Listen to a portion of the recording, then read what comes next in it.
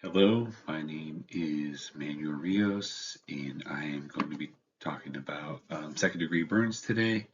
As the case study shows, the person coming in with second degree burns, what's important to know, how it affects the body, how the body responds to it, how to care for it, and then how the body is going to heal from it. So, as I go through this here, the first thing we want to talk about is, what does second degree burns really affect? You can tell by this the screenshot here, it affects both the epidermis and the dermis layers. It's really getting pretty deep within there. It's getting to the dermis layers where the connective tissue is there, blood vessels are there, nerves and glands, which is why it becomes a lot more painful and it becomes a little bit more harder to treat, because once you get down to that connective tissue and those blood vessels and such, and you get past that protective layer of things, you're essentially getting rid of that protective layer. That's where the pain really starts to come into play because that's where the nerve endings are. You can start blistering, and then we would call that swelling as well because things are that thin layers become really your epidermis has become really thin. It's connecting fluid underneath there, and it starts to blister. And once that blister pops, then you start to have some fluid loss due to the tissue damage that's actually occurring right there. Um, the signs that you will see when you get second degree burns is redness, swelling, the inflammation, which is triggered by the histamine release. Those are all things to look out for. Some of the things I've seen, in my days, people getting second degree sunburns just for being out in the sun, and not protecting themselves.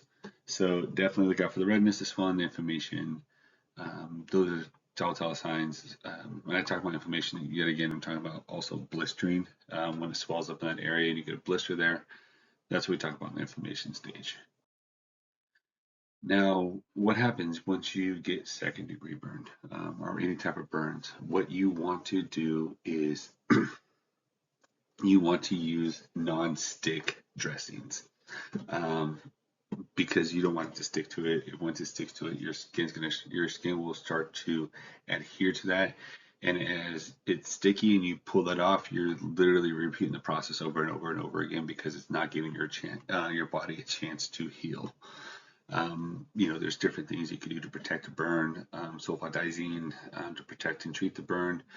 You definitely want to make sure that you're taking care of the pain. It is very, very painful. Any type of things that you can do to mitigate that, whether you're in the hospital and they're giving you, um, something to control the pain, or if you're at home, Tylenol, Advil, things and stuff like that, that are going to help you. Any type of pain relief that you can do. Don't do too much of it because thin out your blood and it'll cause other issues. But something that's going to make you feel comfortable. Now, how do we start healing the body more naturally? You want to stay hydrated. There's going to be a reason why you also don't want to use sticky things. Your body is starting to regenerate itself, and you essentially took off that top layer where now there's going to be a ton of fluids and stuff that are going to be rushing to that area to try to repair itself.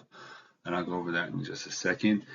Um, but you're also losing fluid because now you don't have the epidermis to keep those fluids in your body. So now it's kind of a free for all there, and you want to make sure that you're hydrated because you are losing fluids. Also, something that really helps is protein-rich diets. Those also help support the healing.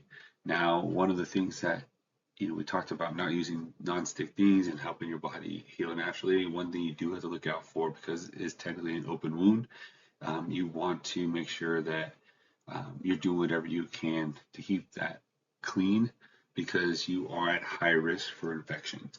Now, make sure that if you do get some of the symptoms, such as like a high fever or any other signs, please see a medical dietitian right away, because that's a sign that it might be infected.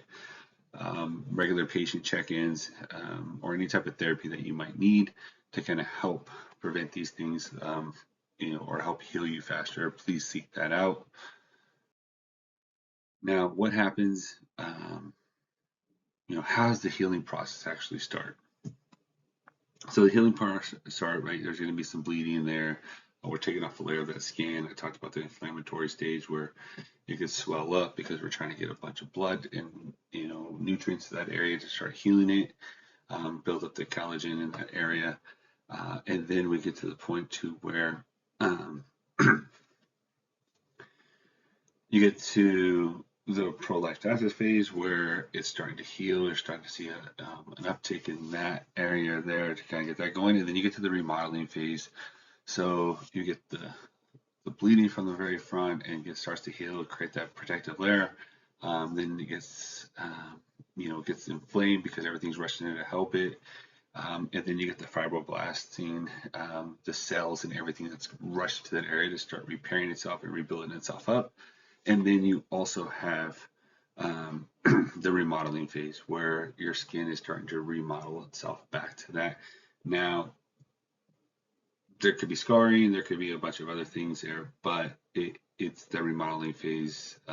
Your skin is just taking care of itself at that point. Now, we might say this is amazing stuff. Like, this is crazy what the body can do. But it's important to realize Psalms 139:14, the body is wonderfully made, right? And this is by God's plan. It is, God's plan and the renewal process for the body. It's made to withstand these things. It's a beautiful thing. We only get one of them, so let's try to take care of as much as we can.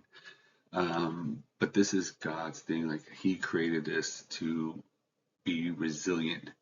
And we're so wonderfully made, and we got to take care of ourselves. Now, just to kind of summarize everything up, burns disrupt the cell proliferation and requiring comprehensive care. The care is protection, comfort, and supporting natural healing, hydration, non-stick adhesives, being as comfortable as possible to deal with the pain so your body can naturally heal. The body's healing is a reflection of divine care that we get from the Lord Almighty, and He's allowing us to do these things through His divine care of giving us these bodies that work in a miraculous way sometimes. Yeah, that's my presentation on the second degree burns. Thank you and have a good one.